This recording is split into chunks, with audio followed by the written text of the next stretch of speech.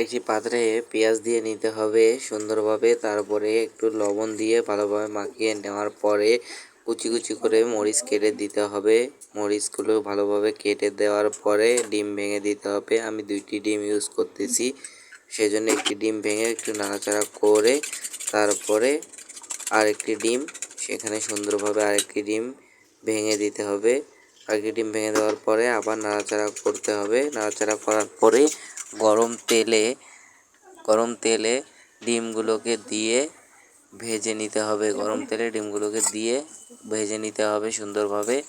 ভেজে নেওয়ার পরে উল্টাপাল্টা করে ভেজে নেওয়ার পরে সাইজ মতো কাটতে হবে। উল্টাপাল্টা করে ভেজে নেওয়ার পরে সাইজ মতো কাটতে হবে, কেটে পরিবেশন করতে হবে। মজাদার ডিম ভাজা আপনারা সকলেই বাসায় ট্রাই করবেন এবং চ্যানেলটিকে লাইক করবেন এবং চ্যানেলটিকে সাবস্ক্রাইব